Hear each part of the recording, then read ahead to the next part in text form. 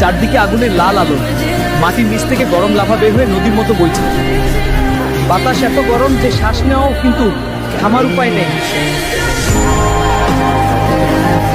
ঠিক আগুনের লাভার উপর দিয়ে পায়ের নিচে মাটি না, জ্বলন্ত লাভা।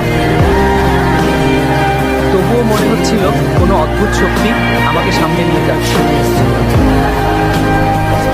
পেছনে তাকাতে দেখি অন্ধকার আর ভয়াবহ তারা হচ্ছে, আর সামনে একটা আলোর পথ।